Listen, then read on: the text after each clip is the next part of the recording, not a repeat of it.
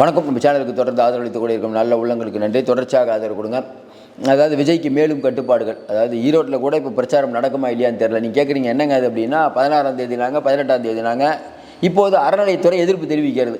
நீங்கள் கேட்கலாம், அறநிலைத்துறைன்னா சேகர் பாபு டிபார்ட்மெண்ட் ஆச்சா அப்படின்னு. ஆமாம், அம்மன் கோயில் எதிர்ப்பு தெரிவிக்கிறது. ஏங்க அம்மன் கோயிலுக்கும் விஜய்க்கு என்னங்க சம்பந்தம்? ஒருவேளை ஜோசப் விஜய்னு பேர் இருக்கிறதுனால பிரச்சனையா? ஏன்னா ஏற்கனவே எச் ராஜா வேறு சொல்லியிருக்காரு. இதை பார்த்துட்டு இருக்க நீங்களே சொல்லுங்கள். அவர் வெளியிலேயே வரக்கூடாதுன்னு சொல்லி அவர் முடக்கினா இது எப்படி சரியான ஜனநாயகமாக ஆக முடியும்? ஏற்கனவே நம்ம சொன்ன மாதிரி விஜய் எல்லா ஊர்லேயும் இப்போயே அப்ளிகேஷனை போட்டுடணும். 4 வாரத்துக்கு முன்னாடி நாங்கள் எல்லா ஊர்லேயும் போட்டுட்டு ஏதோ ஒரு ஊரில் கிடைக்கும் அங்கே போய் பிரச்சாரம் பண்ணணும். நீங்கள் கேட்கலாம் எந்த ஊர்லேயும் கிடைக்காது அப்படின்னு. கோர்ட்டில் வழக்கு போட்டால் ஏதோ ஒரு ஊரில் கிடைக்கும் போது அவங்கள நேரடியாக முதல்வர் நாற்காலியில் உட்கார வைக்க ஸ்டாலினோ பழனிசாமியோ தயாராக இருப்பாங்களா? இருக்க மாட்டாங்க. பிரச்சனை தான் கொடுப்பாங்க. அதை நீங்கள் எடுத்து தான் ஆக வேண்டும். இதுதான் அரசியல். இது ஒரு பக்கம் போயிட்டு இருக்கும்போது இன்னும் சற்று நேரத்தில் உச்சநீதிமன்றத்தில் வழக்கு வரப்போது. ரொம்ப முக்கியமான வழக்கு, கரூர் வழக்கு. அதில் என்ன ஆகும்? இன்றைக்கி உச்சநீதிமன்றம் எந்த வாரி அதை அப்சர்வ் பண்ணுவாங்க, இதை பற்றி பார்க்க போகிறோம். தொடர்ந்து 234 தொகுதியில் வெறுப்பு மனு காங்கிரஸ் எல்லோரும் வாங்க ஆரம்பிச்சிட்டாங்க. விஜயோடைய ஸ்டாண்ட் என்ன பண்ண போகிறாங்க, யார் அதிகமாக கட்சியில் இப்போ இணைய போகிறாங்க, அடுத்து அவருடைய பிரச்சாரம் எப்படி இருக்கும், இது எல்லாத்தையும் பற்றி தான் பேசிகிட்டு இருக்கோம். தொடர்ந்து நம்ம ஒன்று சொல்லுவோம். நீங்கள் விஜய் வீட்டை விட்டு வெளியில் வரல அப்படி இல்லை, எது நீங்கள் சொன்னாலும் பெரிய அளவுக்கான கூட்டம், அவர் ரொம்ப நல்லவர், அவருக்கு தான் நாங்கள் ஓட்டு போடுவேன் அப்படிங்கிற மாதிரி இன்றைக்கி தமிழகத்தில் இருக்குது. அது அவருடைய மிகப்பெரிய பலம். நான் சொல்கிறது உண்மைன்னா உங்கள் கருத்தை சொல்லுங்கள். விஜய் அப்படிங்கிறவரை இன்றைக்கி தமிழக மக்கள் எப்படி நேசிக்கிறாங்கங்கிறத உங்கள் கருத்தை சொல்லுங்கள். முதல்ல இந்த விஷயத்துக்கு வருவோம். ஈரோட்டில் 18ஆம் தேதி எல்லாம் முடிஞ்சிடும், இது வராரு விஜய்னு 16ஆம் தேதியே சொன்னார் செங்கோட்டையன். அதுக்கப்புறம் அவரே வெளில என்னங்க 84 கண்டிஷன் போடுறாங்க, 18ஆம் தேதினார். 18ஆம் தேதின்னு சொல்லி அந்த அரங்கத்தை பாருங்கள், ட்ரோன் காட்சிகள் அப்படின்னு எல்லா சேனல்லையும் போட்டுட்டு இருந்தாங்க. சரி, திடீர்னு பார்த்தா அலங்காபுரி அம்மன் கோயில் நிர்வாகம் இப்போ ஒரு விஷயத்தை சொல்லியிருக்காங்க. அது எங்களுடைய இடம், விஜய் எங்கள்கிட்ட அனுமதி கேட்டு தான் அந்த இடத்த போட முடியும், கோயில் நடத்தல எப்படி இவர் மீட்டிங் போடுவார் அப்படின்னு அடுக்கடுக்கான கேள்விகளை கேட்டிருக்காங்க. அப்போ 18ஆம் தேதி இல்லையோ, ஏன்னா ஆளுங்கட்சி எப்போன்னு பார்த்துட்டு இருக்குது. இவர் ஏதாவது ஒரு சங்கடம் வந்தால் அதை பாட்டலாம், இதையே ஆளுங்கட்சி தூண்டியிருப்பாங்கன்னு நிறைய பேர் சொல்கிறாங்க. அப்போ 18ஆம் தேதி நடப்பது தள்ளி போகுமா? போகிற போக்கு பார்த்தா தள்ளி போகக்கூடிய வாய்ப்புகள் இருக்குது. அப்போ கிட்டத்தட்ட தமிழ்நாட்டில் இவர் பிரச்சாரமே பண்ணக்கூடாது அப்படிங்கிற ஒரு முடிவோடு இன்றைக்கி தமிழக அரசு இருக்கிறது. சென்ட்ரல் ஆண்டு கொண்டு இருப்பவர்களும் இதை ரசிக்கிறாங்க. ரைட்டு, விஜயம் திமுக சண்டை போட்டு நமக்கு என்ன அப்படின்னு அவங்க ஒரு கணக்கு போட்டுட்ருக்காங்க. அவர்கள் கணக்கு விஜய் அதிமுக பிஜேபி கூட்டணியை பாதிக்கும்னு தெரிஞ்சால் தான் அவங்க உள்ளே விஜயை டார்கெட் பண்ணுவாங்க. அதுவரை அவர்கள் அமைதியாக இருப்பாங்க. அதனால் இது இன்றைக்கி விஜய் ஆட்கள் இன்னும் கடும் கோபத்தில் இருக்காங்க. என்னப்பா வெளியிலே வர விட மாட்டீங்க அப்படின்னு சொல்லும்போது நம்ம தொடர்ந்து சொல்கிற மாதிரி அவர் பிரச்சாரத்துக்கு அனுமதியெல்லாம் கொடுத்தீங்கன்னு வச்சுக்கோங்களேன், காவல்துறை சிறப்பாக கொடுத்தீங்கன்னா அவராலே ஒன்றும் பண்ண முடியாது. காவல்துறையை திட்ட முடியுமா? எல்லா அனுமதியும் கரெக்டாக கொடுத்துட்டு பாருங்கள். இதெல்லாம் அதாவது வெளிப்படைத்தன்மை இல்லாமல் இருக்கிறது. ஏற்கனவே ரோட் ஷோக்கு வழிகாட்டு நெறிமுறைகள் இன்னும் வகுக்கலை. அதுக்கு காரணம் விஜய்ங்கிற ஒரு ஆள்.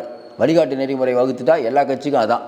விஜய்க்கு கூட்டம் கூடுது, அப்போ ரோட் ஷோ நடத்தாமல் இந்த எலெக்ஷனை கடக்கணும். அதுதான் இன்றைக்கி திமுகவுடைய பிளான். அதனால் ரோட் ஷோக்கு அந்த வழிகாட்டு நெறிமுறைகள் இன்னும் அமைக்காமல் இருக்காங்க. அவரால் ரோட் ஷோ பண்ண முடியல. பொதுக்கூட்டம் போட்டாலும் 1000 சிக்கல். அப்புறம் என்ன தான் பண்ணுவார்? வீடியோவில் 4 நிமிஷம் 5 நிமிஷம் பேசி வீடியோ போடுறதால அதுதான்.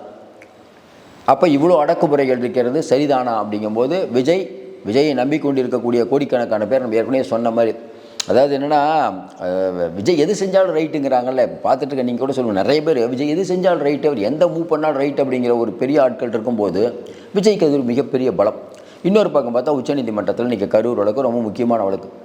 கரூர் சம்பவத்தை பற்றி தெரியும். இந்தியாவே இன்றைக்கி உற்று நோக்கக்கூடிய ஒரு வழக்கு, தமிழ்நாடு மிக மிக உற்று நோக்கக்கூடிய வழக்கு, எல்லா கட்சிகளும் இன்றைக்கி உற்று நோக்கக்கூடிய வழக்கு. இந்த வழக்கில் அஜய் ரோஸ்தகி தலைமையிலான குழு இருக்குது. சிபிஐ விசாரணை இருக்கக்கூடாது, சிபிஐ விசாரணை நிறுத்தணும் அப்படின்ட்டு சத்தியப்பிரமாணம் தாக்கல் பண்ணியிருக்காங்க தமிழக அரசு. அது இன்றைக்கி வருது. இன்னொன்று, அஜய் ரோஸ்தகி அங்கே போய் ஆய்வும் பண்ணிட்டு வந்துட்டார்.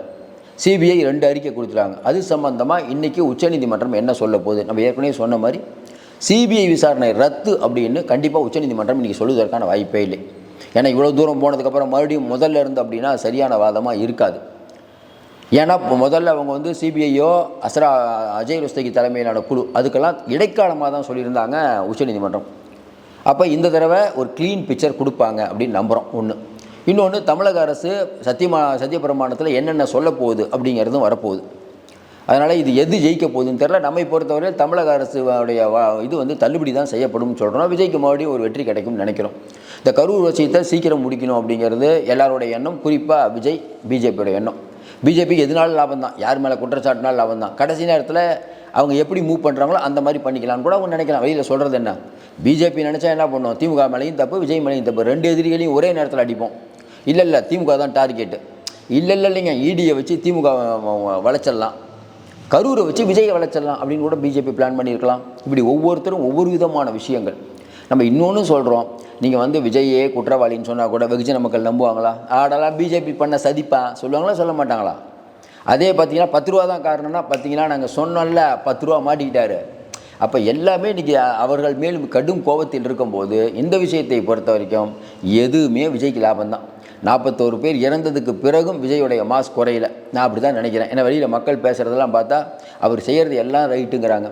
அப்போ இது விஜய்க்கு ஒரு பெரிய அனுகூலமாகத்தான் முடியும். அநேகமாக ஜனவரி மாதம் அது வந்துருங்கிறாங்க. இன்னொரு பக்கம் ஆட்களை இழுக்கப்படணும், வெளியிலேருந்து ஆட்கள் நிறைய பேர் உள்ளே வரணும்.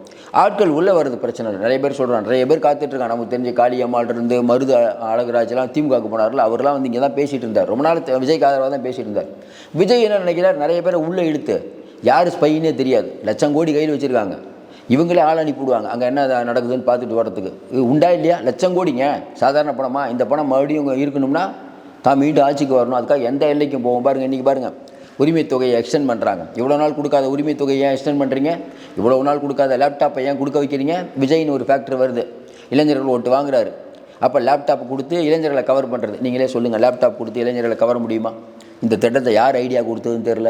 லேப்டாப் கொடுத்தீங்கன்னா அதுலேயே விஜய் ஆட்கள் அங்கே இருக்கவங்களாம் விஜய் ஆட்கள் தான், அவங்களாம் திமுக எதிராக ரீல்ஸ் போட போகிறாங்க. இவங்களே இவங்க கண்ணை குத்துறதுக்கு ஒரு லேப்டாப் கொடுக்குறாங்கன்னா எவ்வளோ பெரிய புட்சாலியாக இருப்பாங்க, எவ்வளோ பெரிய ஐடியா மன்னர்கள் பாருங்கள். இவங்கெல்லாம் கேட்டால் நாங்கள் தான் திராவிட மாடல் இந்தியாவே நாங்கள் தலைகீழாக புரட்ட போகிறோம் கிரட்ட போகிறோம்னு உருட்டிகிட்டு இருக்க வேண்டியது. டெல்லிக்கு போய் மோடியை போய் அப்பாயின்மெண்ட் பார்த்து இவங்க என்ன பண்ணுறாங்கன்னு தெரியும். நேரு அவர்கள் வீட்டுக்கு ரைடு வந்தோன்னே அப்படியே டக்குன்னு ஓடி போய் அவங்க பையன் அருண் நேரு போய் நிர்மலா சீதாராமனை பார்க்குறாங்க. கேட்டால் விஜய் பிஜேபியோடைய பி டீமா? யார் பிஜேபியோடைய பி டீம்ங்கிறது நாட்டு மக்களுக்கே தெரியும். இன்னும் குறிப்பாக சொல்லணுன்னா தேர்தல் வேலைகள், நம்ம ஏற்கனவே சொன்ன மாதிரி விஜய் அவர் ஒரு கணக்கு போட்டுட்ருக்காரு நினைக்கிறேன். என்ன கணக்கு என்று நமக்கு தெரியவில்லை. ஏன்னா 234 தொகுதிக்கு ஆள் போடணும், ஒவ்வொருத்தரும் ஒரு விஷயம் சொல்கிறாங்க. அங்கே இருக்கக்கூடிய திறமையானவர்களை தேர்ந்தெடுக்க போகிறாரு, இவங்களுக்கு இவ்வளோ கொடுக்க போகிறாரு, அவங்களுக்கு இவ்வளோ கொடுக்க போகிறாருன்னு ஊர்ஜிதமாகாமல் எதுவும் சொல்லக்கூடாது. மற்றபடி இன்றைக்கி கரூரில் ஒரு பெரிய பிரச்சனை ஏற்படுத்த துணிகிறார்கள். நீங்கள் கரூரில் இன்னொன்றுங்க, இப்போ ஈரோட்டில் போய் பிரச்சாரமே அவருக்கு தடையெல்லாம் கொடுக்குறாங்க. தடையெல்லாம் எவ்வளோ நாள் கொடுப்பீங்க? கொடுத்துக்கிட்டே இருப்பீங்களா? எப்படியும் ஒரு எண்டுக்கு வரும்ல, ஜனவரி மாதம் ஒரு எண்டுக்கு வரும்னு நினைக்கிறேன். இப்படியே போனால் ஜனவரி தான். நீங்கள் கேட்குறீங்க ஜனவரி கூட எண்டு வராது, பிப்ரவரின்னு. சரி, பிப்ரவரி தான் எண்டு வருதுங்க. பிப்ரவரி மாதத்துல ஒரு பிரச்சாரம் பண்ணால் மக்கள் ஓட்டு போட மாட்டாங்களா? நீங்களே சொல்லுங்கள், பார்த்துட்டு இருக்க நீங்கள் தான் சொல்லுங்கள். அதனால் நமக்கு இது பேசுகிறதுக்கே கஷ்டமாகுது. ஒவ்வொரு தடவையும் ஒரு தடவை மீட்டிங் போட்டால் ஒரு டைமில் இது வரைக்கும் நடந்ததே இல்லை. 16, 18, 20, 22, 24னா அப்போ என்ன தான் பண்ணிட்டு ஒருத்தர்? அப்போ வெளியிலேயே வரக்கூடாது அப்படின்னா உங்களுடைய நோக்கம் தான் என்ன?